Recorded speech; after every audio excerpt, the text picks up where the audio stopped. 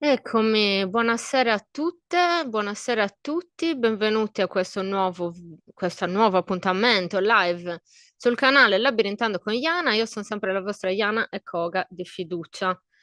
Ehm, Ho avuto un po' di difficoltà tecniche, però ci sono. Adesso speriamo che arriviate tutti, se no inizio ad andare come se stessi registrando e poi nel momento in cui ci siete inizio a ehm, interloquire, insomma, anche con voi. Ok, la live dovrebbe essere giusta, dovrebbe essere tutto a posto. Bene, mi perdonerete se sono sparita, ma avevo necessità di mettere a posto un po' di cose personali, quindi oggi è l'occasione, insomma, di parlare di un po' di cose che sto facendo.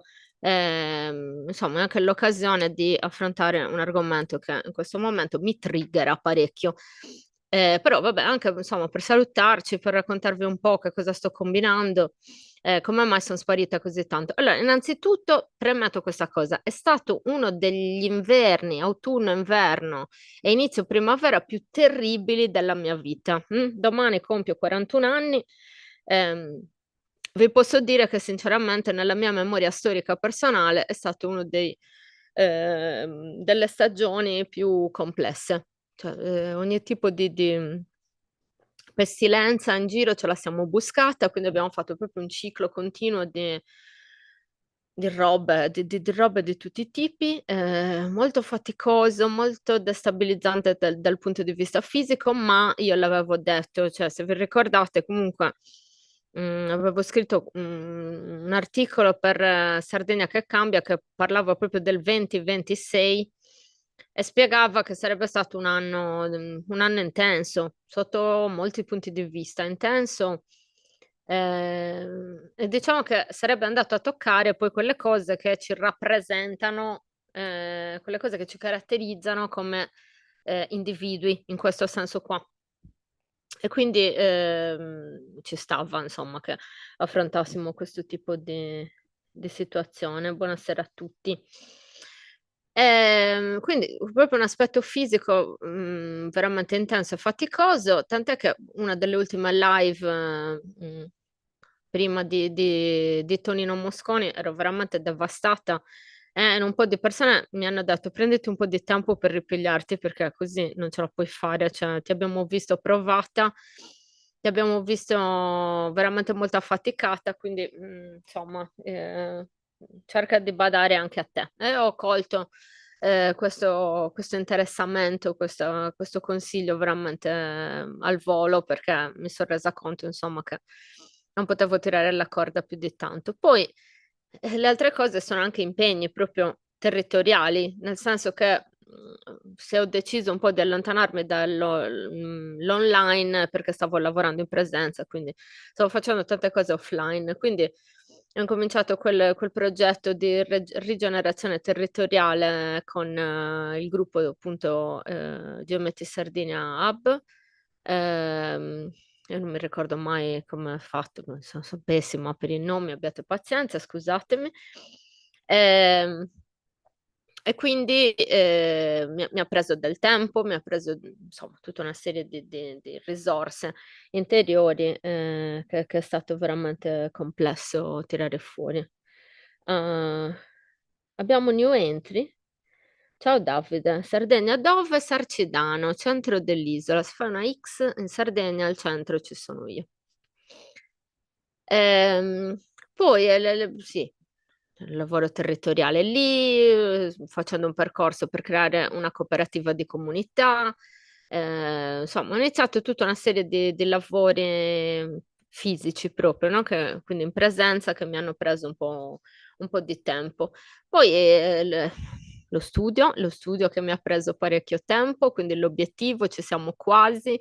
Entro quest'anno, se la Dea vuole, dovrei concludere. I ragazzi che bisogna rincorrerli perché comunque sono una mamma.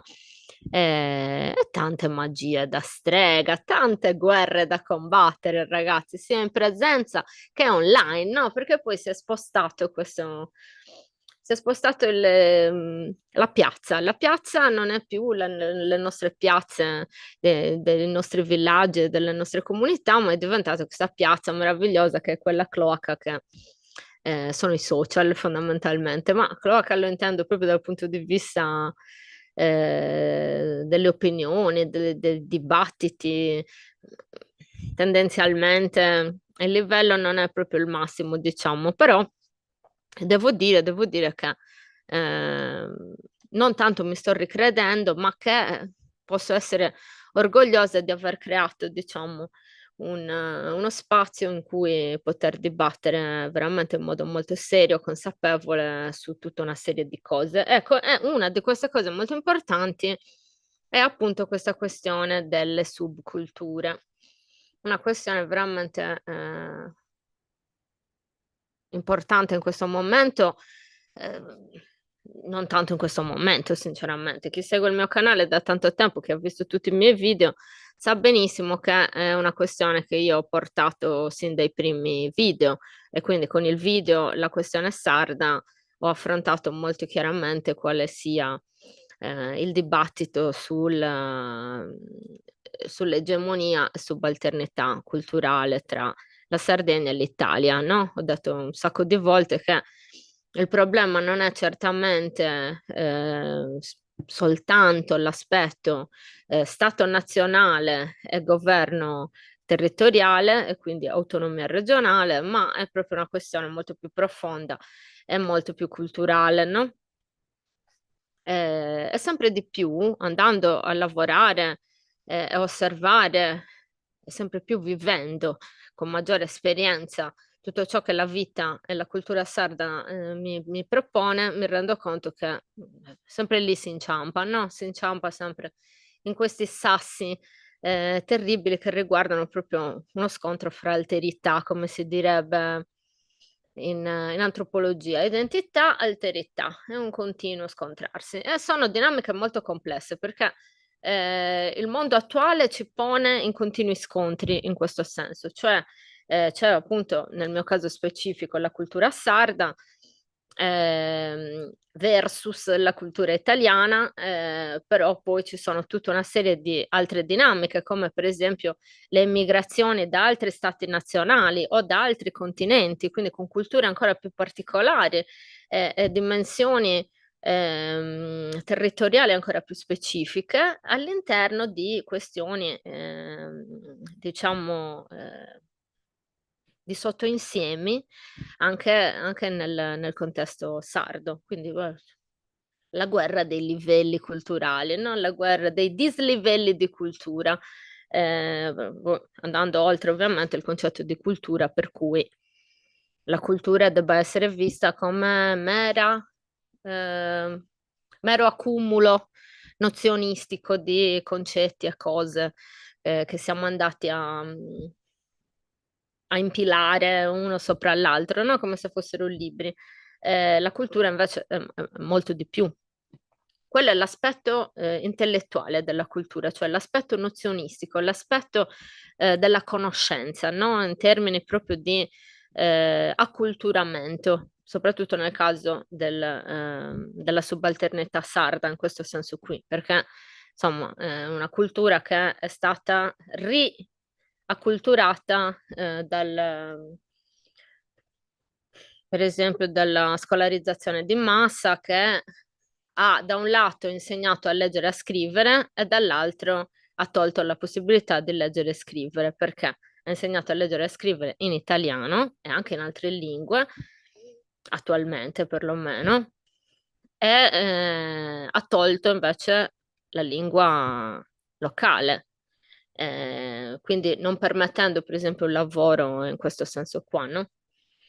Quindi mi fa ridere che i miei figli a scuola studiano l'inglese, il francese e lo spagnolo, dico adesso così, no? I miei figli era un esempio, e invece non imparano il sardo a scuola. La maggior parte delle persone, anche della mia generazione, è analfabeta dal punto di vista della lingua sarda, proprio in termini di scrittura, non sanno come si scrive il sardo. Fino a qualche anno fa ero analfabeta anch'io, è stato molto importante avere coscienza di questo aspetto qua, molto molto importante, perché io sono una donna che si è sempre occupata di cultura sarda, nel senso che ci vivo in Sardegna, per carità, però molto sugli aspetti linguistici e letterari.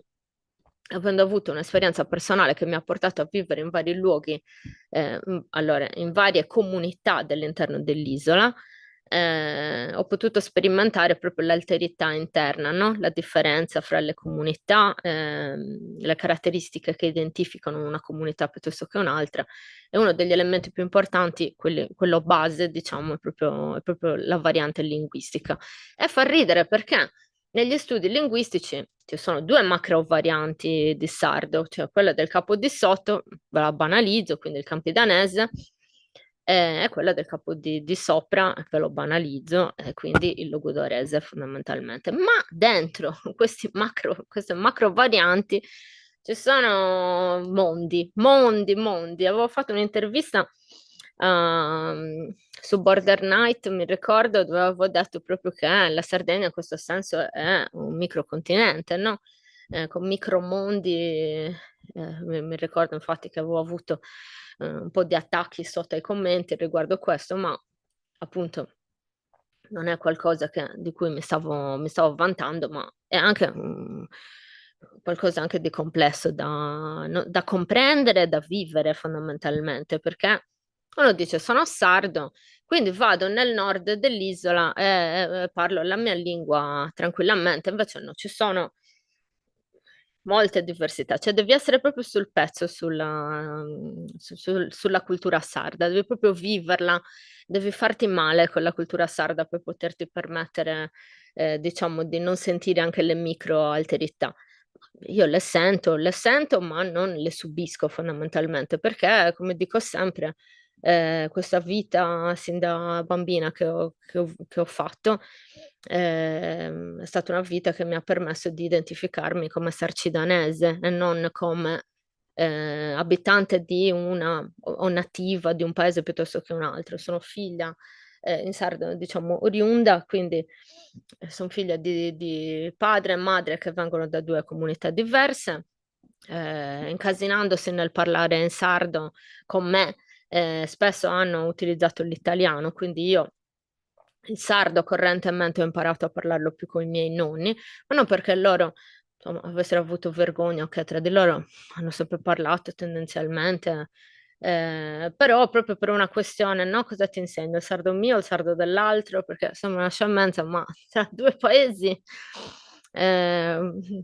possono cambiare i mondi, no? Cioè la struttura linguistica è della stessa variante, ma poi all'interno il lessico, la visione, le sonorità completamente diverse. E quindi ho fatto da me, ho imparato un po' da quella comunità, un po' da quell'altra, ho delle inflessioni che vengono da paesi in cui non ho alcuna radice genetica, altre invece di cui ho radice genetica, ma non ci sono mai stata fisicamente, perché magari mia bisnonna mi diceva delle parole che io ho pensato fossero importantissime, che fossero veramente efficaci per parlare la mia lingua, ehm, però dove sono nate quelle parole non ci sono mai stata. Le utilizzo per eredità, perché me l'hanno insegnato i miei avi in questo senso, non dall'aldilà, ma fisicamente. Mia bisnonna l'ho conosciuta, è morta nel 2014, che aveva il giorno che avrebbe compiuto 105 anni.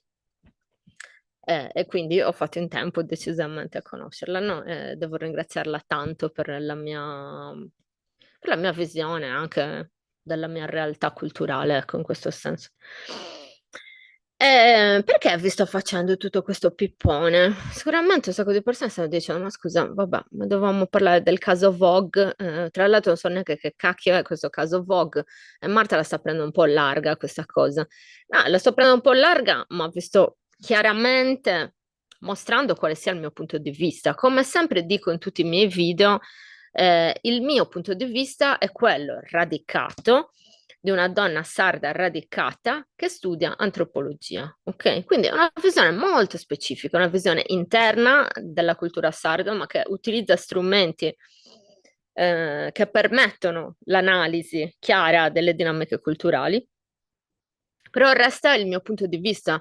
Quindi in antropologia si usa l'espressione, perché è una metodologia etnografica specifica, di osservazione partecipante, cioè quello strumento che usano gli antropologi in posizione etnografica per riuscire a cogliere quanto più possibile gli aspetti profondi ehm, delle dinamiche culturali relative alla loro identità. Quindi partecipano all'interno, per esempio, dei riti per poterne cogliere l'essenza in modo molto più profondo rispetto a una visione più distaccata e più laterale che non gli fa cogliere neanche sensorialmente tutta una serie di aspetti. Il problema antropologico per eccellenza è sempre quello ehm, dell'influenzare con la propria cultura lo sguardo, no? Quindi quello che viene chiamato etnocentrismo, cioè la propria etnia al centro dello sguardo.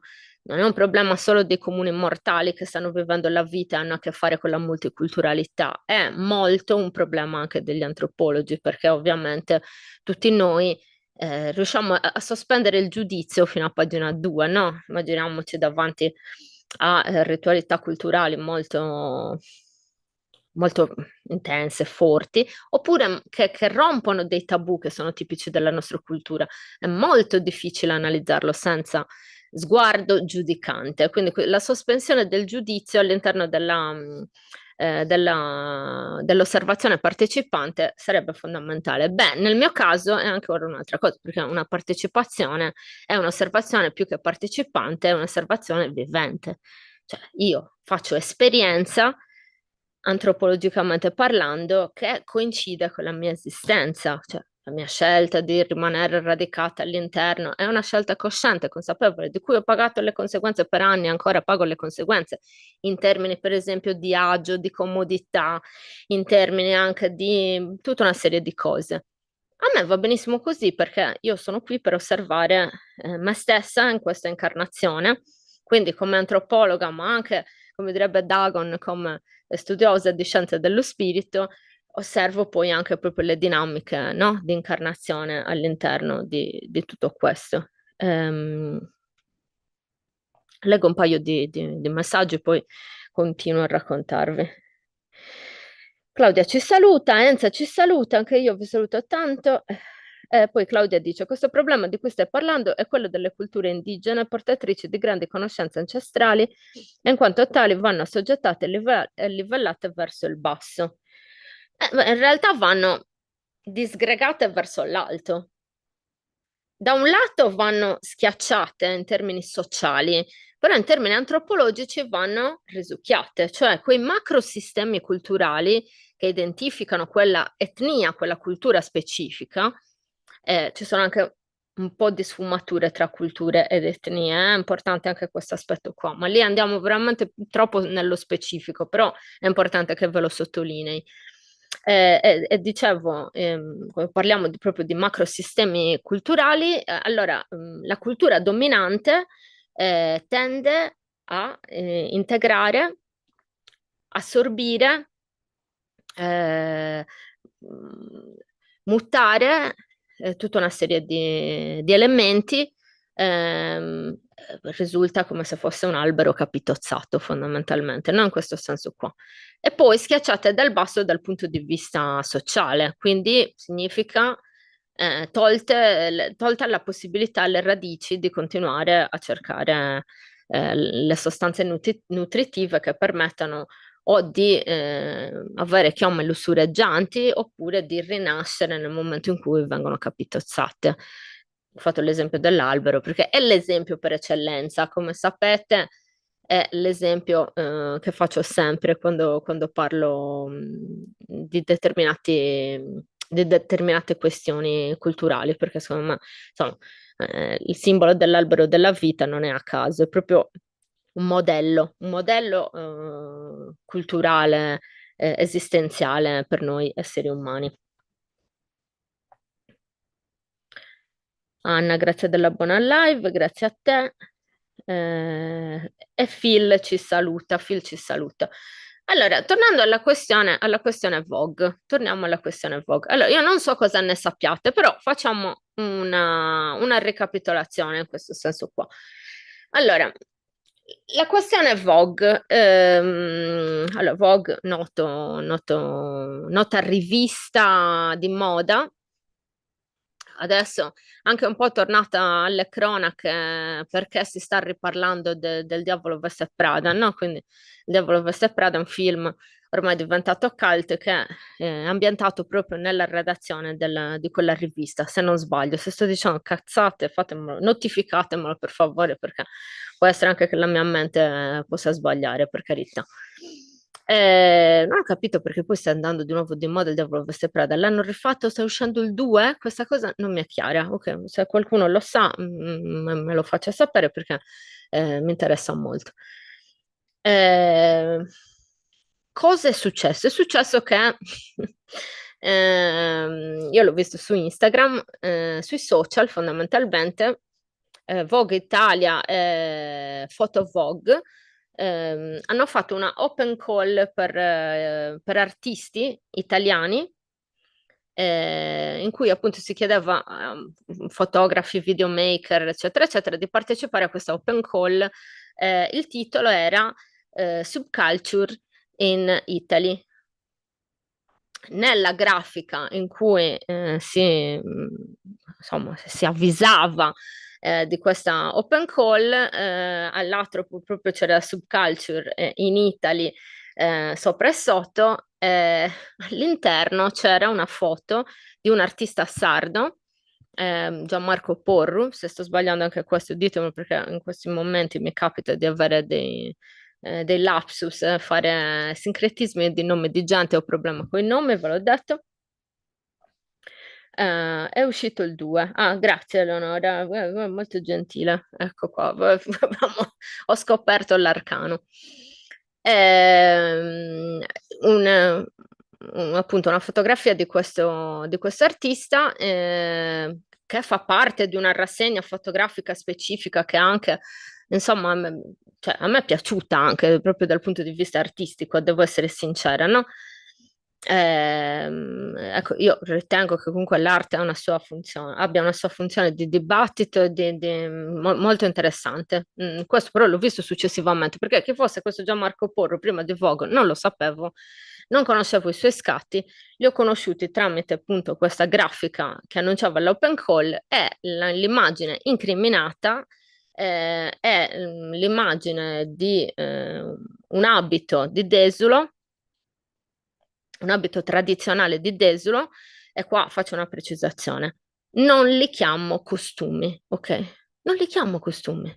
Cosa vuol dire costume? Non è un linguaggio appropriato, costume, ok? Poi, se le persone lo vogliono chiamare costume, a me va benissimo, posso chiamare anche Peppe il proprio giubbotto, a me non mi interessa, mi metto il mio Peppe, va bene, chiamalo come vuoi, però costume non è un nome appropriato. In sardo se n'ha da bestimenta, perché costumo non vuol dire niente, non vuol dire nulla, ok? Tant'è che nella mia vita ho sentito battute su costume di carnevale, il costume di carnevale che fa ridere, sì, fa ridere e non fa ridere, ok? Poi costume ha anche appunto un significato specifico anche dal punto di vista antropologico e sociologico, ok? Però che un abito tradizionale venga chiamato costume, fatelo, quello è un aspetto della folclorizzazione intesa come spettacolarizzazione che a me non interessa e io non lo dirò mai, così come non dirò mai sto andando a sfilare a Sant'Efisio, ok? Stai andando a fare una processione sacra, non stai andando a sfilare, ok? Ecco, questi sono già gli aspetti, no? No, il costume di Desuro, no, era un abito tradizionale di Desuro, un abito che si indossa, un abito che una comunità ha l'abitudine di indossare, perché abita in un luogo, ok? Da abeo. C'è scritto pure un articolo su Sardegna che cambia su questo argomento, no? Abitare alla Sardegna, penso che fosse l'anno scorso, non mi ricordo, però cercatelo e parla proprio della questione delle abitudini, delle consuetudini, dell'abitare, dell'abito e dell'habitus, che è una cosa molto importante. Quindi quello è un abito, l'abito tradizionale di Desula, indossato da poi questo l'ho scoperto dopo, da un uomo, quindi non da una donna, ma da un uomo, quindi in un certo senso la necessità anche di spaccare con la tradizione, no? Quindi anche di sacrare in questo senso, no?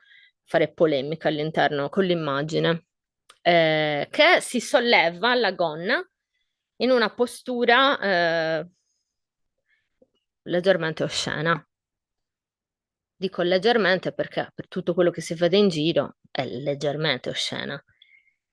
Considerando che indossa un abito tradizionale che la nostra stessa cultura ha tendenzialmente marginalizzato alle occasioni di grande festa, alle occasioni sacre, è osceno.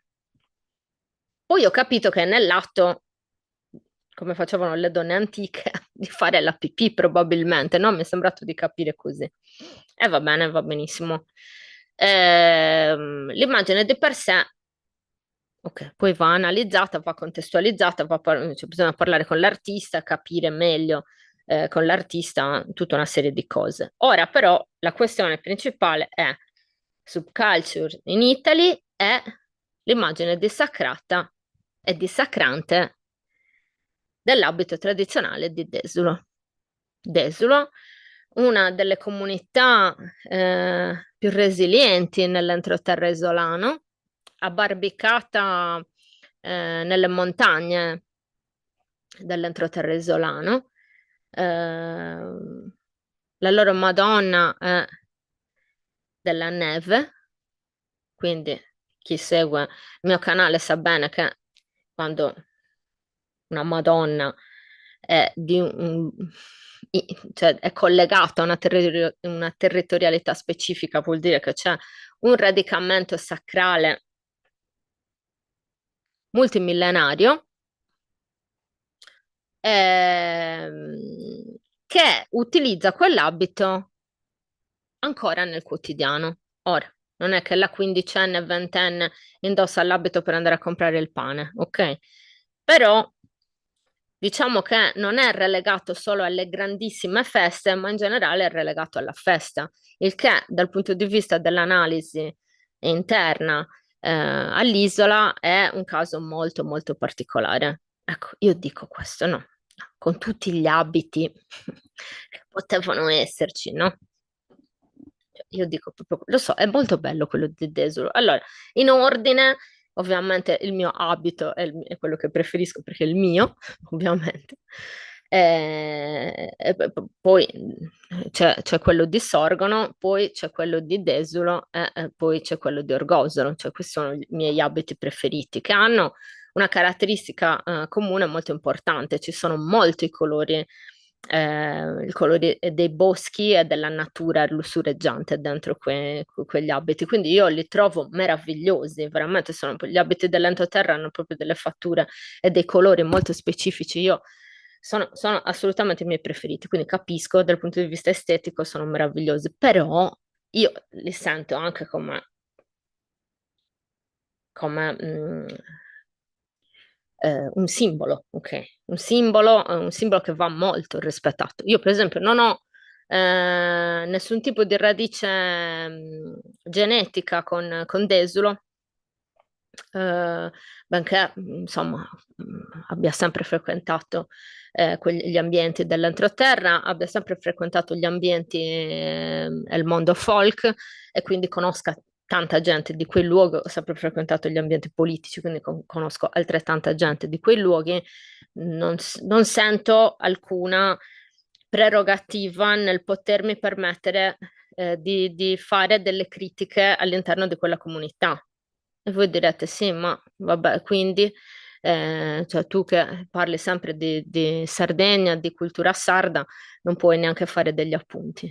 No, uno perché come sarda non me la sento, perché chi vive le comunità sa bene che deve guardare molto bene le dinamiche culturali interne alle proprie radici prima di poter guardare quelle degli altri. Questa è una regola basilare. Guarda dentro, poi nel confronto puoi anche guardare fuori, però deve avere molto chiaro la dinamica interna.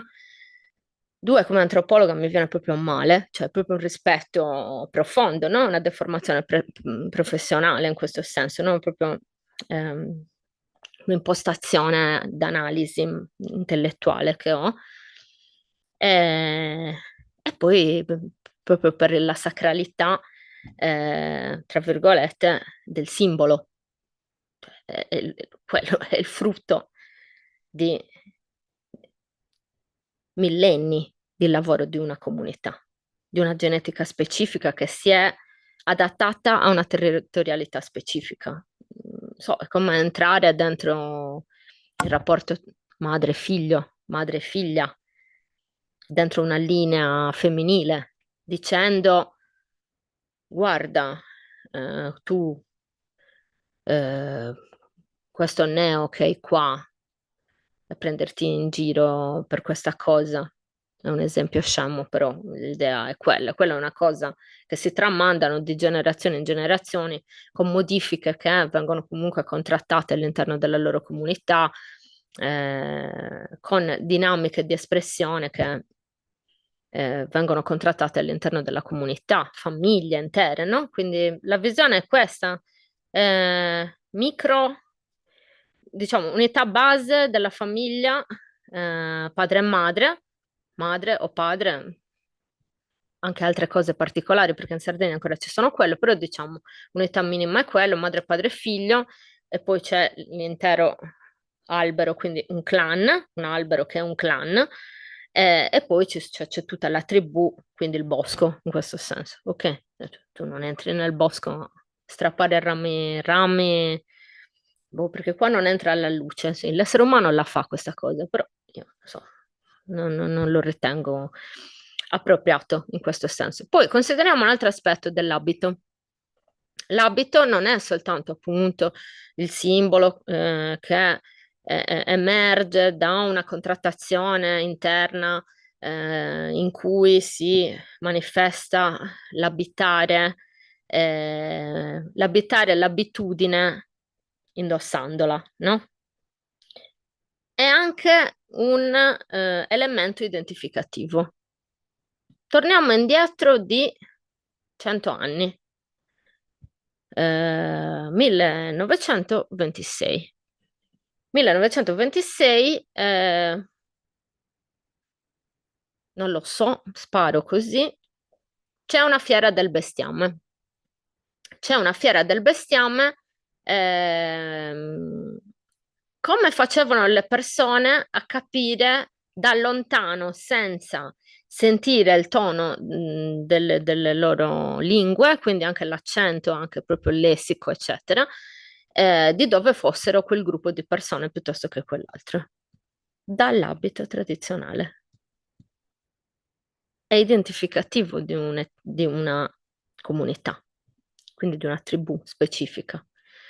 È normale che tutti i desulesi si sono sentiti toccati, dal primo all'ultimo.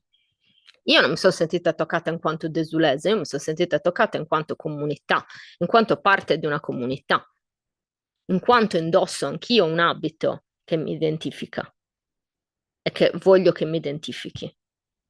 Mi sono sentita molto toccata in questo senso qua, perché sono una persona radicata che conosce la fatica della concertazione culturale interna, che perché l'ha vissuta, ma anche perché l'ha sentita, che l'ha ricevuta la fatica di generazione in generazione.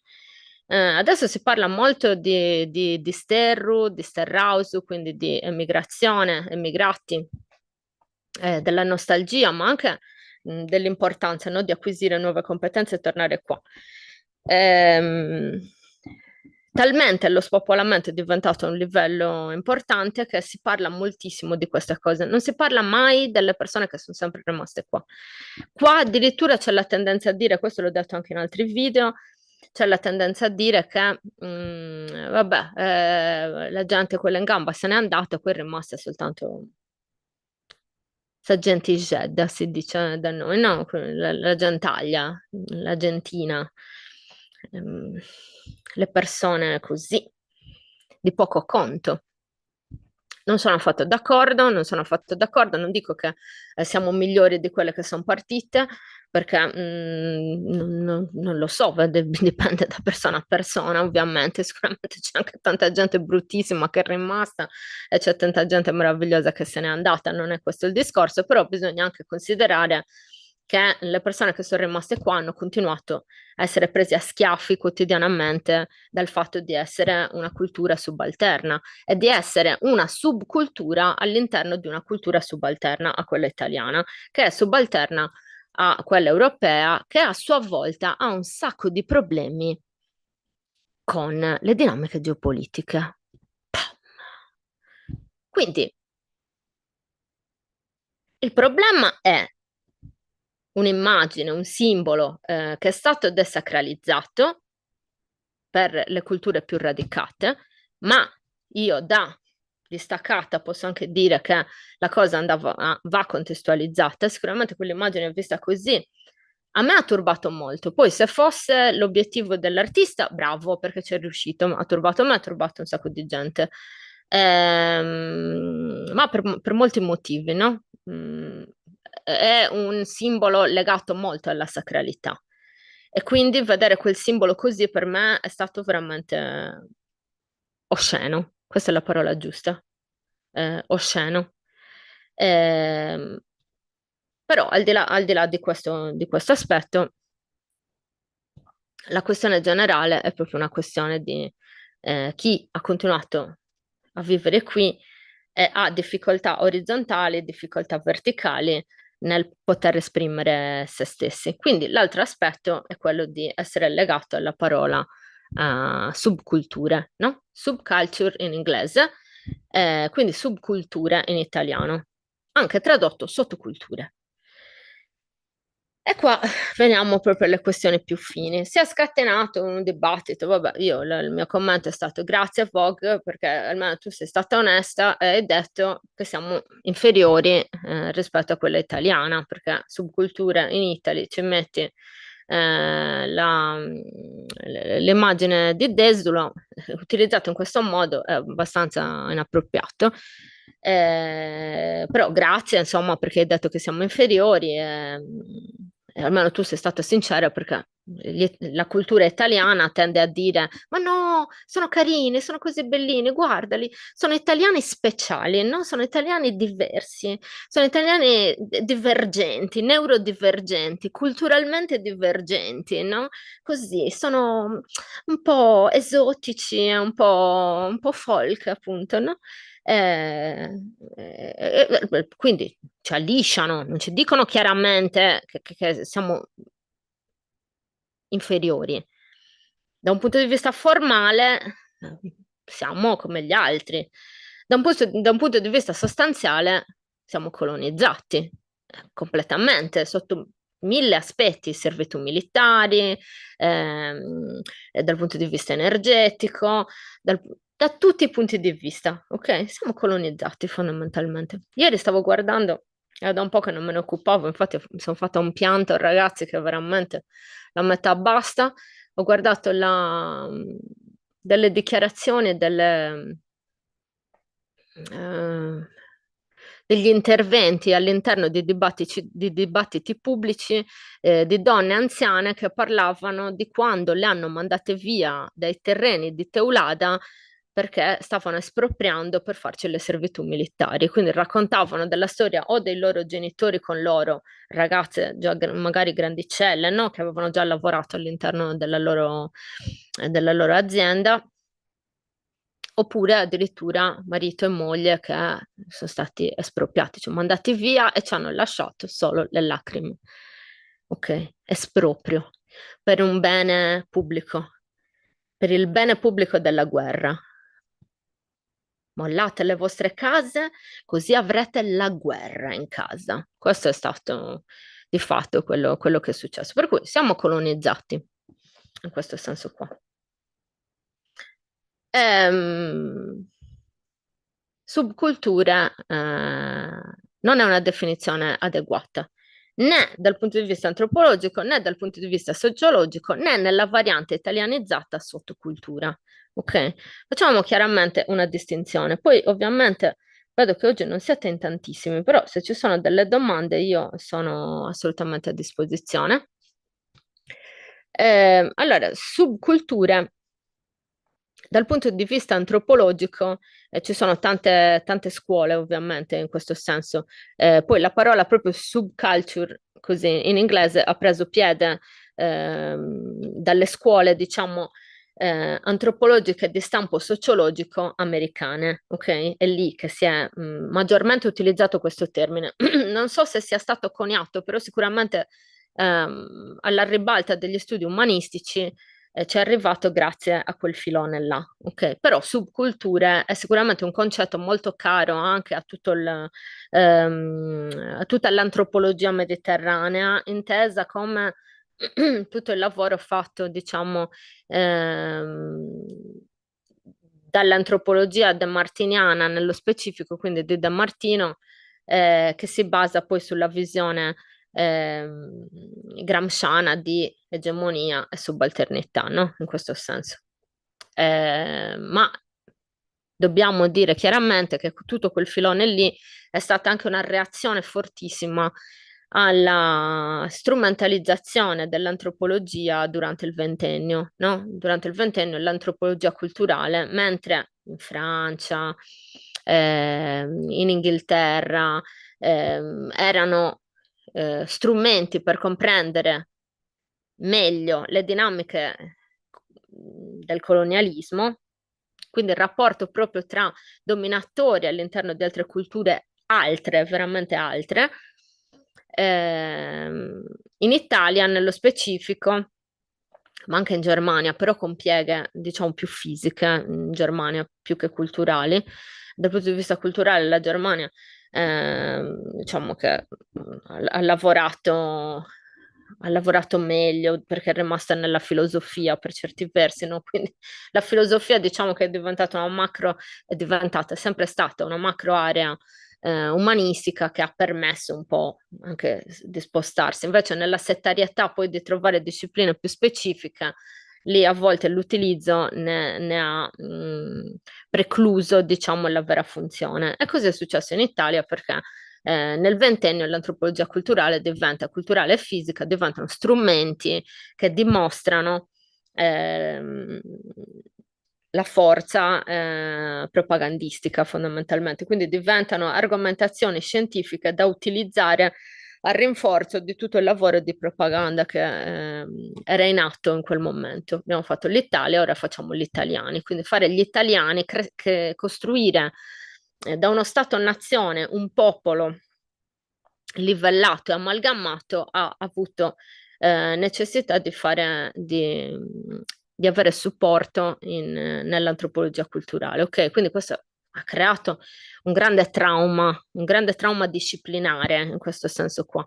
Poi, insomma, tutti i decenni successivi c'è stato proprio invece appunto un approccio ehm, che poi Cirese avrebbe definito come dislivelli di cultura, ma di queste cose ve ne ho parlato anche in altri video. E quindi in questo senso, da un punto di vista antropologico, dire cultura, subcultura è una questione di focus, ok?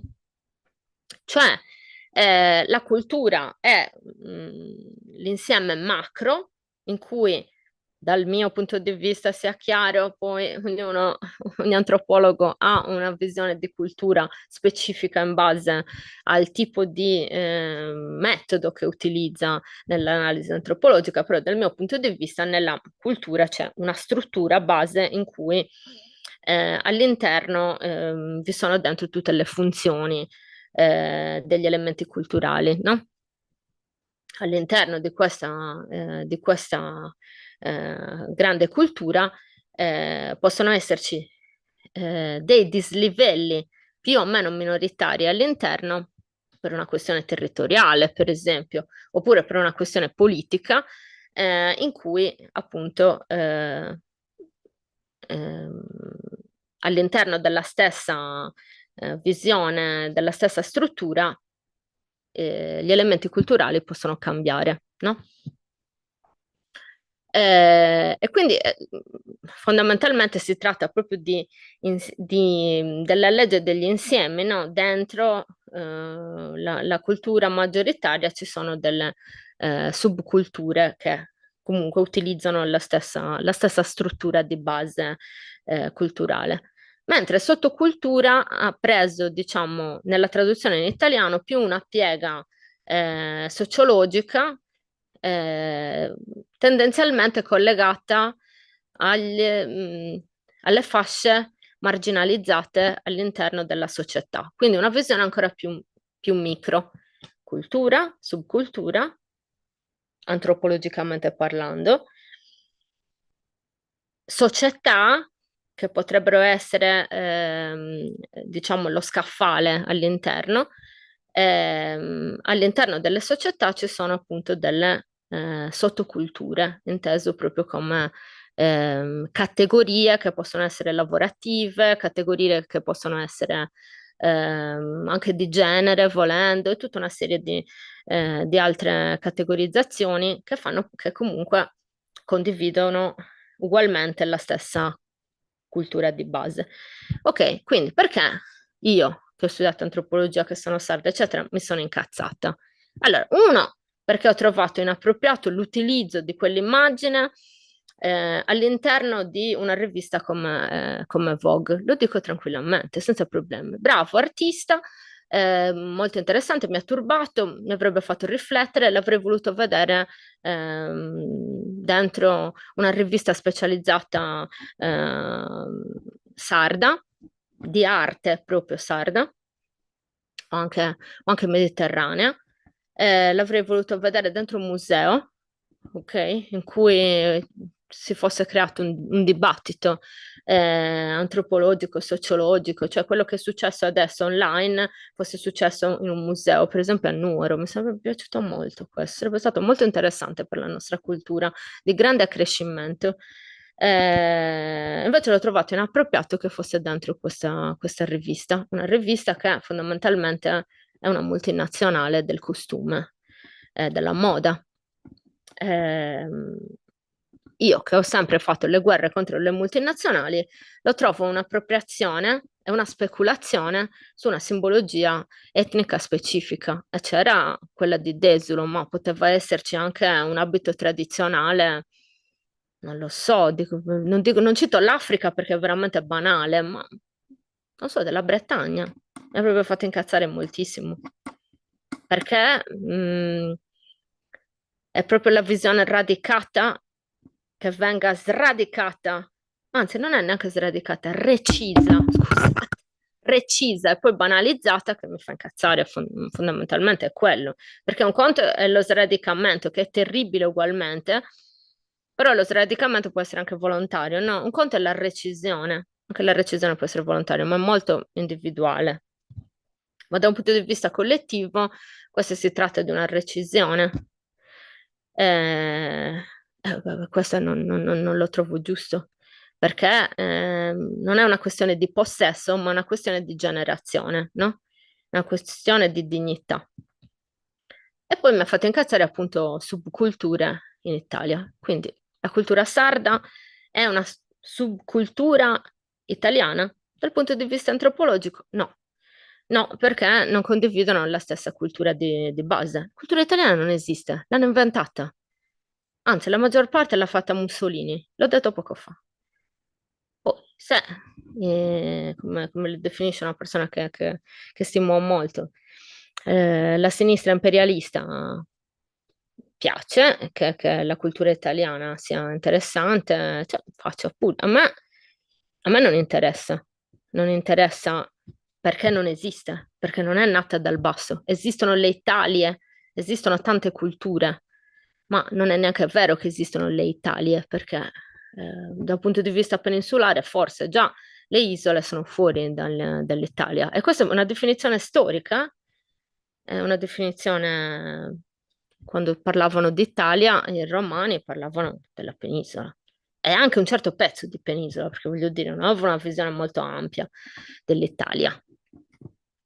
Quindi, come nascita del concetto, questo è, ma poi anche storicamente non si può parlare sicuramente di una coscienza nazionale dal basso, anche meno nelle isole, anche meno nella nostra, che è stato utilizzato il Regno di Sardegna, trasformato in Italia, tranne la Sardegna, che è continuata a rimanere Sardegna senza il regno, senza nessuna capacità, senza nessuna coscienza, completamente sradicata dalle nostre abitudini, consuetudini, eccetera, eccetera. E adesso dobbiamo anche essere catalogati e non fare i frignoni vittimisti perché ci hanno detto che siamo subculture. Antropologicamente no, non siamo subculture.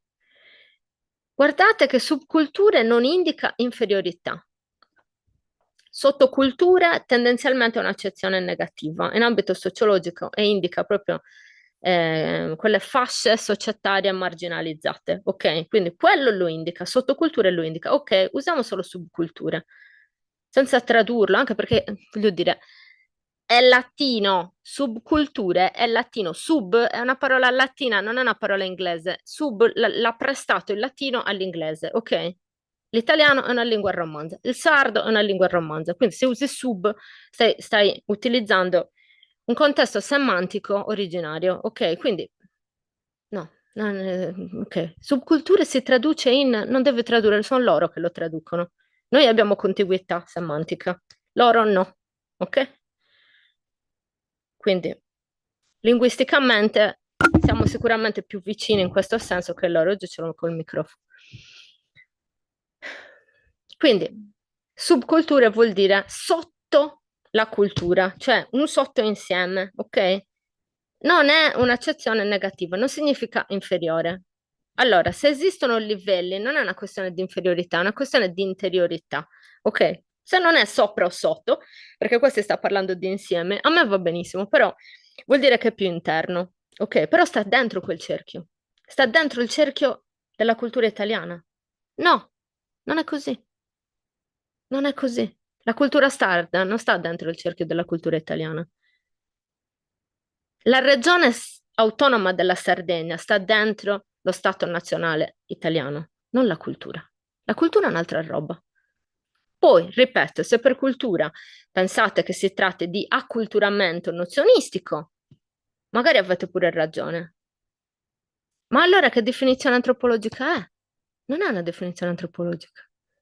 Quindi no, non è adatta né se si tratta di una definizione antropologica né se si tratta di una definizione sociologica. E in ogni caso c'è un disvalore perché sta dentro e non è così. Culturalmente non è così. Quindi sommiamo queste cose al fatto che c'è uno snaturamento di un simbolo ehm, etnostorico importantissimo per una comunità ancora molto radicata. Il gioco è fatto. Chi tutto si è incazzato? Sono incazzate i sardi, le sarde in linea generale. Si sono incazzati tutti quelli del mondo folk.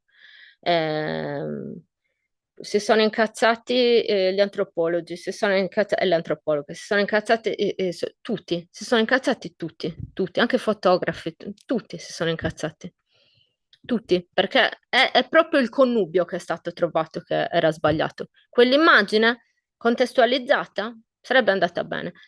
Subculture in Italia, in un altro modo, detto, spiegato meglio, forse un po' più contestualizzato, sarebbe andato meglio. Insomma, questa cosa è stata totalmente esplosiva. Secondo me, da parte di Vogue, c'è stata una presunzione di base, no? Nella sua visione dall'alto, probabilmente multinazionale, liquida, la moda, le onde, eccetera, eccetera. Le è sembrato lecito farlo. Qualcuno le ha ricordato che quella non era roba sua. E quindi di chi è? Di Desulo. È un simbolo di Desulo quello. Desulo che sta nel centro dell'isola e quindi fa parte della cultura sarda. Io, da sarda, non mi posso permettere di appropriarmene, anche se sono sarda. Non sono di Desulo. Non mi posso permettere. Subculture, è sbagliato. Ma noi non abbiamo antropologi dentro il nostro. Vabbè, però utilizzate gli elementi culturali delle altre etnie. In questo caso l'avete fatto per i sardi, ma ripeto, fosse stato per qualcun altro, mi sarei incazzata lo stesso. È proprio il fatto di utilizzare simboli radicati e banalizzarli. Faccio una lotta da sempre, cioè non è che mi sono svegliata oggi con Vogue, lo faccio da sempre. La banalizzazione della simbologia. Ce l'ho a morte, la morte con la New Age per quello, ce l'ho a morte con tutta con questa liquidità, questa immediatezza, questa dissoluzione, no? Ciò che è radicato non conta. Il corpo, cosa ce ne facciamo del corpo in questo mondo moderno? Poi è tutto materiale, tutto solo materia, ma materia quella sbagliata, cioè l'abbondanza, l'opulenza, quelle robe stile Trimalcione, no? Cioè, aborro questa cosa e farò una lotta perché nel caso specifico mi triggera due volte, in quanto sarda e anche in quanto studiosa di antropologia. Questo fondamentalmente è quello che è successo. Poi la questione è ancora questa, ma voi frignate e vi lamento, un altro attacco che c'è stato, questa cosa di frignare e di lamentarsi per tutto, siete, com'è la parola, permalosi, ma è anche vero che noi sardi siamo sicuramente permalosi, ma almeno quello ce lo lasciate? No? Almeno questa cosa di mandarvi a fanculo quando dite cazzate, ce la lasciate questa cosa? Oppure questo non c'è permesso. Cioè, oltretutto, che non so, durante l'uragano Harry, le domande più richieste erano: ma quindi quest'estate posso venire al mare? No. Quanto danno? Come state? Adesso come fate? Ci avete perso tutto? No, quest'estate posso venire al mare? Ok, questo. Mm? Questo. Oltre che vediamo i nostri conterranei vendersi l'anima andando a fare, prostrandosi, genuflettendosi a tutto questo sistema, oltre che vediamo gente presa per la gola che si vende la terra, si vende l'anima.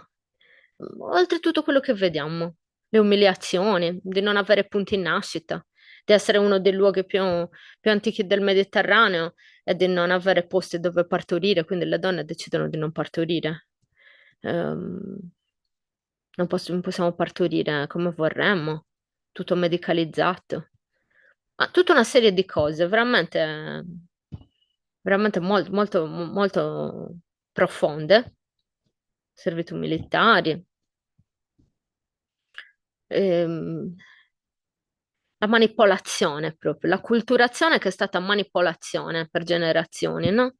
Quindi il fatto di sentirsi inferiori, non tanto solo di farcelo, di dimostrarci che siamo, di essere trattati da inferiori, ma arrivare al punto di sentirsi veramente inferiori, perché ti hanno cresciuto così per generazioni, come un posto da sfruttare, come gente da utilizzare, come una cultura da ammirare, no? Da guardare, che bello, che meraviglia.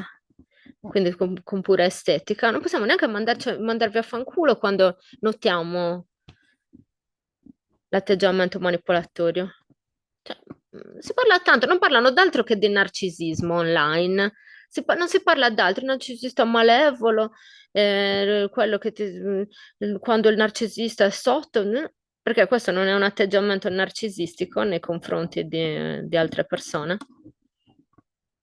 Fate le vittime, noi non facciamo le vittime, noi siamo vittime di questo gioco perverso e malato.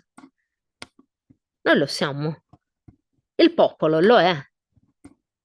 Ostaggio di massonerie, ostaggio di politiche svalutanti, ostaggio di multinazionali, ostaggio di tutti i servizi segreti del pianeta, ostaggio delle industrie della guerra, ostaggio delle lobby dell'energia. Noi siamo vittime. Forse sarebbe il caso di smetterla di rimanere in questo stato di vittime e iniziare a ribellarci piuttosto, anziché dire vittimistico. Qualcuno si azzarderebbe mai a dire, oh, c'è gente che lo fa, per carità. Però dico tra noi, ben pensanti, no? Perché poi il dibattito si è svolto tra ben pensanti. Molto democristiani, devo dire la maggior parte, eh? Lo dico proprio molto tranquillamente, la maggior parte molto democristiani. È il momento di prendere posizione, questo, non è il momento di fare democristiani. Però, tra ben pensanti, si sarebbe mai azzardato a dire a una donna che avesse detto di essere stata epitetata in modo inferioristico, con battute che sminuissero e marginalizzassero la sua essenza, il suo ruolo, il suo simbolo. Ma dai, non fare la vittima. Nessuno l'avrebbe mai detto, però tra sardi ce lo diciamo, soprattutto se sono dell'entroterra e zappano la terra o hanno bestiame e toccano la terra. Parlano più con gli alberi che con altri esseri umani. Allora sì, in quel caso sì, perché siete inferiori. Siamo inferiori. Siamo sporchi e marginali. Siamo dentro. I primi che vedono nella Sardegna una ciambella con un grosso buco all'interno sono i sardi stessi, quelli che vivono nella parte zuccherosa della ciambella. Invece dentro non c'è un buco, non c'è l'oblio, c'è la memoria lì dentro, c'ho le radici lì dentro. E ogni tanto vi facciamo ricordare quanto quel buco che avete creato voi vi può rimangiare immediatamente. Perché è giusto così. Perché lì non c'è un buco. Ci sono persone che prendono schiaffi da tutti. Prendono schiaffi dallo Stato italiano, prendono schiaffi dalle multinazionali, prendono da tutte le congregazioni massoniche e paramassoniche, bla bla bla, e prendono schiaffi anche dai sardi comuni che vivono nella parte zuccherata della ciambella. Basta, siamo rotti i coglioni. Siamo rotti i coglioni.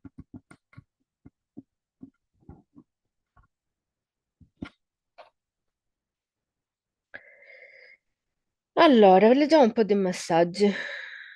Grazie, ok. Serena, ciao. Manu dice, certo, siamo permalosi ogni volta che non restiamo a testa bassa. Magastia. Sì, noi siamo permalosi perché non vogliamo che ci venga detto che i sardi si scopano gli animali. Boh, non lo so. Stereotipo, perché non è giusto lo stereotipo, perché no, perché è una cazzata, ok? È una cazzata. Se Ledda ha fatto queste cazzate e l'ha scritto pure in un libro, è un problema suo, è del suo disagio, non di tutti i sardi. Perché allora per ogni sardo glorioso e potente, noi tutti siamo così. Cioè, questo passare dal particolare all'universale come se niente fosse. Invece per il fatto che per altre cose non si dice questo, fare questa universalizzazione. È normale che ci incazziamo. Poi, vabbè, io ormai ho imparato anche a sbattermi nei coglioni perché lì diventa proprio una retorica becera che non serve neanche a niente, però è ovvio che, cioè, che tipo di dialogo ci può essere se uno parte con una visione etnocentrica in questo senso, no? Perché poi le persone che lo fanno è evidente che fanno parte di un'altra etnia, perché a un sardo non viene mai in mente di dire una cosa del genere a un altro sardo, e se gli viene in mente vuol dire che ha fatto un passo di disidentificazione nella propria etnia, ok? Cioè, è questo il fatto. Io lo dico sinceramente, scusatemi, ma ogni tanto se ne va il focus del... Ok, niente, se n'è andato. Io non voglio dire che ci sono livelli di purezza e di sardità, perché non è così. Però livelli di identificazione sì. Cioè, io non è che sono tipo Michelangelo che c'è il fascistometro e io faccio il sardometro. È una grandissima cazzata. Io la trovo, a parte di pessimo gusto, proprio una cosa no, non mi piace. ma poi anche proprio scorretta da un punto di vista tecnico, no? Perché appunto la questione è l'identità e l'identificazione, perché c'è un'identità, quanto più si è radicati, l'identità ereditaria, no? Quella culturale, c'è ancora una conoscenza trasmessa in maniera orizzontale, quindi a cerchio, nella propria comunità, attraverso quello scambio che vi dicevo prima tra clan, quindi fondamentalmente tra famiglie e poi tutti i livelli e ruoli all'interno della comunità. Ehm, e lì ovviamente l'identità coincide con la cultura comunitaria, con l'ereditarietà, no? Quanto più ti sposti da questo tipo di visione radicata, tanto più il processo di identità, in un certo senso, sarà collegato all'identificazione. Quindi io decido di essere sardo. Ormai siamo tutti in questa posizione. Ormai non c'è nessuno che non decide di essere sardo. Cioè, ci sono comunità molto, molto, molto radicate, attenzione. Quindi Desuro, per esempio, è una comunità molto radicata, parlano tutti in sardo fin da piccoli, eccetera, eccetera. E incontrano poche persone che non parlano il sardo, questo è il senso, no? Perché poi anche io parlo il sardo tutta la vita, però adesso sto parlando con voi, ovviamente parlo in italiano perché ci sono persone non sardofone, e incontro, tanto è più facile per me che sono verso il sud incontrare persone non sardofone rispetto invece no, a dopo Laconi dove incontri soprattutto persone sardofone. Però tendenzialmente tutti devono scegliere perché in breve, già insomma dalle scuole dell'infanzia, eccetera, devi scegliere, non ti fanno parlare la tua lingua, non ti fanno studiare la tua storia, non ti fanno disegnare i tuoi simboli, non ti fanno ascoltare la tua musica. Devi scegliere che quella è una narrazione che è calata dall'alto e che non ti interessa e che tu vuoi essere quello che impari a casa, che impari in piazza, eccetera, eccetera. Quindi anche loro devono scegliere, anche nelle culture più radicate devono scegliere costantemente. C'è la televisione ed è tendenzialmente tutto in italiano, la radio, i social, ma devi scegliere. Essere sardi è una continua scelta, una continua. Tu sei in modalità scelta continua e devi sempre scegliere da che parte stare e cosa essere e cosa diventare. Quindi c'è l'identità e l'identificazione. Più ci si sposta dagli ambienti radicati, circolari, comunitari, più questa identificazione è una scelta enorme, perché frequenti, vedi, parli, fai attività con persone, nella stragrande maggioranza, non sardofone, non inclini alla tradizionalità, al radicamento, alla visione naturale, eccetera, eccetera, alla dispersione, no? All'acculturamento anziché alla cultura. Lì la scelta diventa ancora più forte, più continua. Questo è, secondo me, qualcuno in tutto questo non ha fatto il lavoro di identificazione, non ha fatto le scelte giuste in questo senso. Non ha fatto le scelte giuste, ha fatto le scelte giuste per se stesso, attenzione, non era questo il senso, non ha fatto delle scelte che eh, di identificazione, non si è identificato, perché se si fosse identificato si sarebbe quantomeno rifiutato di fare queste cose qua, secondo me. Poi ognuno la può pensare come vuole, ma secondo me è una questione di scelta. Poi mi dispiace se in mezzo alle centrifughe ovviamente ci finiscono tutto, perché nelle centrifughe poi nei frullatori ci finisce tutto l'intero, no? Magari l'unica, no? Cioè, tu hai fatto tutto giusto, fai una cosa sbagliata, diversa, comunque che stona, allora tu ti attaccarti per quella cosettina, quando poi c'è tutto un mondo meraviglioso dietro, no? Ecco, questo mi dispiace molto ed è una cosa che mi fa schifo dei social e del mondo moderno. Però devo dire che la cosa bella di tutto questo è che è stata occasione per dibattere. Cioè, vuol dire che la cultura è molto viva, che la presenza e la coscienza dei sardi è molto viva. Certo, tra chi ha combattuto questa cosa, non è che la pensiamo tutti allo stesso modo, eh. Perché io, cioè, non so, per esempio, le derive nazionalistiche dentro questa cosa, perché noi siamo la nazione sarda e noi, le cazzate così, no? Cioè, alla Vannacci, cioè Vannacci sardo. Me ne frega un cazzo a me di questa roba, non mi interessa, mi fa schifo, non fa parte della mia cultura, cioè non mi interessa, mi fa schifo perché non fa parte della mia cultura. La nostra cultura è una cultura armonica, non è gerarchica, è una cultura circolare, dove ci sono i ruoli, ma non sono ruoli inferiori o superiori, per cui il fatto che subculture non indica inferiorità e abbiano chiesto scusa da parte di... non hanno mai chiesto scusa, hanno detto guardate che non volevamo offendervi, subcultura non era inteso in maniera offensiva, mi ha fatto piacere, però non è che hai detto scusa perché effettivamente è stata una categorizzazione di costume ed estetica e non era appropriata a un intero popolo e a un'intera cultura ed etnia, è una cosa superficiale fare questo. No, questo non c'è stato. Vogue ha fatto scrivere a gente sarda, a una persona sarda, tutta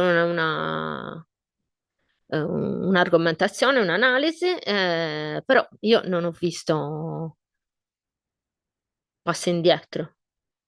Ops, forse abbiamo esagerato. No, quindi, ok, non chiedete scusa, dite soltanto non era nostra intenzione offendervi, va bene, però si dice scusa in questi casi, capito? Eh, si capisce l'errore, invece no. Qualcuno infatti ha detto è una polarizzazione dove abbiamo ragione e abbiamo torto. Non c'è nessun tipo di polarizzazione. Non c'è nessun tipo di polarizzazione, c'è un uso dissacrante di un simbolo. E chi in quel simbolo ne ha fatto la sua verità culturale, in termini proprio di elemento, no? Di qualcosa di vero, sostanziale, reale, ha tutto il diritto di incazzarsi. E io che empatizzo con loro e ho pure studiato antropologia e mi fa pure schifo questo mondo post-globalizzato dove tutto è speculativo, mi incazzo con loro tutti i giorni, come mi incazzo con la macchinina con la scritta sotto Green Energy, sti cazzi, e sta minchia, perché sta andando a vedere le nostre terre da comprare per piazzarci la loro immondizia che poi noi dobbiamo pulire. Mi incazzo anche con questo tipo di furto della simbologia. Come mi incazzo quando orde di donne e uomini in preda ai deliri mistici vanno a toccare i nostri monumenti antichi pensando che fosse, che sia tipo il bacio alla rana, al ranocchio che diventa principe. Fa incazzare. Adesso facciamo una meditazione, adesso facciamo questo, tocchiamo, prendiamo, tocchiamo. La, Sa- la Sa- la Sardegna, che cos'è la Sardegna? La cultura sarda? Ma no, è tutto Dea Madre, è tutto Dea Madre, la Dea Madre era ovunque. Quindi anche i sardi non è che sono più speciali degli altri, noi siamo sempre merda, vista da chiunque. Cioè noi guardiani di questo grande tesoro siamo comunque merda, sempre. Noi siamo qui a fare un cazzo, capito? Cioè il nostro ruolo è quello di essere permalosi e frignoni e lamentarci sempre di tutto e fare le vittime. Cioè, è una retorica che mi fa veramente schifo, perché a nessuno verrebbe in mente dei ben pensanti, attenzione, perché poi quella parte, questo tipo di cose che si dicono, tu le puoi vedere nel nemico attuale, no? Che sono i sovranisti, i nazionalisti, i fascisti, bla bla bla, no? Allora, loro lo dicono merda, bastardi, schifo, non si fa, a morte, testa in giù e tutta questa roba qua. Però quando lo fanno i ben pensanti, che invece fanno parte della categoria dei bravi, di quelli della parte giusta, che però sono tutti democristiani, io questo non l'ho capito, ma vabbè, dettagli. Allora, se lo dicono loro, possono dire anche queste cose terribili. Tanto è una subcultura, possiamo farlo. Cioè, fa parte del nostro mondo, è roba nostra comunque, quindi possiamo farlo di dirla questa cosa. Cioè, non mi verrebbe mai in mente di dirlo. Quei cretini fannulloni di africani che stanno lì con la pancia gonfia, piena di verme, e non fare un cazzo tutto il giorno. A questa gente, no, lì ci vanno e li aiutano, si fanno i selfie e fanno vedere come sono bravi a fare le cose caritatevoli nell'Africa. Così, come se fosse un paesino l'Africa, una roba gigante, piena di un sacco di... Però loro vanno, quello va bene. A noi, vittime, frignoni, a volte fanno parte anche della nostra... cioè vivono qua, capito? Si reputano sardi, come me. Però noi siamo i frignoni. E vendetevelo sto culo, ma dai, ma che problemi ci sono? Bene, ragazzi, allora siamo a un'ora e venti di live, una live un po' così, un po' polemica, ma ci stava comunque perché era necessario specificare tutti questi aspetti. Allora, sono usciti due miei articoli, uno per Sardegna Oltre, che è il nuovo volto dell'autodeterminazione giornalistica dopo Sardegna che cambia. Da Sardegna che cambia la redazione è diventata Sardegna oltre alla cronaca. Io sto continuando la collaborazione con Sardegna oltre alla cronaca e poi anche con Italia che cambia direttamente, no? Quindi sto scrivendo e ho deciso di continuare a scrivere due articoli al mese, uno in cui mi occupo più di esoterismo, sì, anche antropologia, ma diciamo in termini più della visione sempre riguardo la cultura sarda per Italia che cambia. E poi per Sardegna Oltre magari mi occupo più di questioni antropologiche, sempre sull'aspetto della sardità ehm, e dell'identità sarda. Quindi ho scritto proprio un articolo sull'identità e l'identificazione, il discorso che vi ho fatto prima, per me è molto importante in questo momento storico. Sia gli antropologi che tutti quanti nell'utilizzo comune hanno paura della parola identità, perché se usi identità, allora c'è il rischio della deriva nazionalistica o comunque qualcosa di troppo lapidario e perentorio, quando invece l'antropologia si è sbattuta per decenni per spiegare che l'identità non è quella cosa monolitica e inquietante di cui si parla. E non parla solo di Remoti che fa quel tipo di analisi, ma anche proprio la visione della scuola antropologica del Sud, che è una visione assolutamente molto più radicata, no? È una visione proprio più dal basso. Mentre al nord c'è già una visione altra, più meccanizzata dal punto di vista sociale. E quindi l'identità diventa già un discorso troppo complesso poi da gestire, no? Che crea troppo scontro, quindi non è adeguata. Nel sud invece l'identità è qualcosa di molto importante perché è la sopravvivenza etnica, è la base della sopravvivenza etnica. A quanto pare non è più importante per tutti. Penso che abbiano anche paura a definirsi etnia moltissimi sardi ben pensanti. Io la trovo una cosa molto inquietante questa cosa, ve lo dico francamente, perché non riesco a capire dove vogliamo andare. Ok, lo Stato nazionale no, e sono d'accordo. La democrazia è in crisi e sono d'accordo. L'etnia non c'è più e quindi cosa rimane? Scusate, non sto capendo. Cioè, che senso ha? Qual è il senso? Cioè, ma perché se sei così non sei altro. Sì, la conoscete la canzone del tenore di Orgosolo, con Sir Nicolino Vira, Se no es custo, no è cudo? Scusate, se n'è andata là. Se sei una cosa non puoi essere un'altra. Sì, è la dualità dell'esistenza. È così. Vogliamo essere tutto? Sì, volendo puoi essere tutto quello che vuoi, però voglio dire, bisogna anche decidere. 20, 26, io ve l'avevo detto. Comunque sono usciti questi due articoli, uno è identità e identificazione e l'altro invece parla dei pozzi sacri e della funzione dell'acqua ciclica del pozzo sacro, anabasi e catabasi, insomma, l'ho pubblicato sui miei social, se volete darci uno sguardo mi fa piacere se mi fate sapere cosa ne pensate. Allora, io credo che poi tornerò a parlare dei racconti della nuragologia perché sto studiando di nuovo Mi sono ripresa in mano il terzo libro, così continuiamo con questa analisi. Ho fatto una live nel canale di Gabriele Lombardo, dove ho parlato proprio del Popolo Blu. Su questo mio canale ci tenevo a dire che non sono entrata molto nello specifico del Popolo Blu. Mi avete scritto in un paio dopo la mia live dicendomi, però dentro il libro c'è questo riferimento e c'è quest'altra cosa. Sì, lo so, alcune cose le sapevo anche, però sinceramente, cioè, bisogna andarci anche cauti quando si parla dei racconti della nuragalogia. Nel terzo libro proprio inizia così che il protagonista va a prendere il posto del lavoro di una persona che ha completamente sbroccato a causa delle conoscenze della nuragalogia, che sono talmente tante informazioni, talmente tanto intense da, come posso dire, processare, che ti dà a botte di delirio mistico. Personalmente, ve l'ho detto mille volte che ho proprio visto il delirio mistico dopo la lettura di questi libri. Quindi io devo dire che questo errore nella divulgazione non lo farò.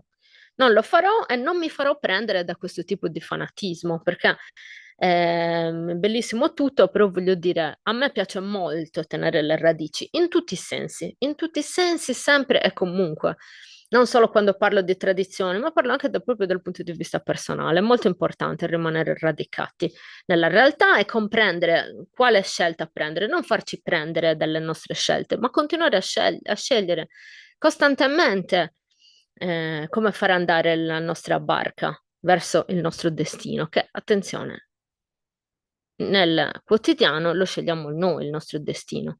E anche nel macro, certo, ci sono delle grandi cose che siamo venuti qua ad esperienziare, ve l'ho detto sempre, però poi la strada da percorrere per fare le cose sono scelte nostre, il tempo, come gestire il tempo fino alla nostra morte, sono scelte nostre, al punto che possiamo anche accorciare il tempo che c'era stato, ci eravamo concessi prima di incarnarci in questa forma. Per cui, voglio dire, secondo me è una cosa molto importante. Tra l'altro, ci tenevo a dire che sono molto orgogliosa delle persone che mi seguono e che hanno iniziato il percorso di lettura di questi libri, perché nella stragrande maggioranza dei casi, a parte uno o due forse, non ho visto deliri di questo tipo. Anzi, ho visto l'esatto opposto, una grande capacità di analisi, una grande attenzione per tutte le sfumature. Devo dire che però c'è questo elemento molto importante, cioè la maggior parte di queste persone qua sono anche di cultura sarcidanese, subcultura sarcidanese, no? E quindi cosa succede? Che la variante linguistica parlata nei libri è la nostra, che comprendiamo proprio anche gli usi, le abitudini, le consuetudini, i gesti, i simboli che ci sono all'interno delle descrizioni, no? E quindi riusciamo ad entrare a un livello più profondo, vedere proprio le sfumature delle cose scritte, delle cose intuite, delle cose non scritte, dei linguaggi non verbali all'interno della narrazione, no? Quando descrive i dialoghi e quando descrive gli incontri tra le persone, noi riusciamo ad andare oltre perché capiamo che cosa sta succedendo in quel momento, perché sono cose che viviamo nel nostro quotidiano ancora oggi. Quindi niente, sono molto fiera di questa cosa e voglio continuare il percorso. Sì, lo so, l'ho detto anche altre volte, però devo dire davvero, ragazzi, che le informazioni là dentro sono anche molto intense e non sono intense solo da divulgare, sono intense anche da riscavare dentro di me. Cioè, io l'ho letti più volte questi libri, però ci sono periodi della mia vita dove farmi assorbire da quel magico mondo diventa complesso. Questa volta credo di volerlo fare perché c'è qualcosa che mi sta attirando, si vede che ne ho necessità. E quindi lo farò. Vi ringrazio dopo quest'ora e mezza insieme, vi ringrazio di cuore, è stato molto bello stare con voi.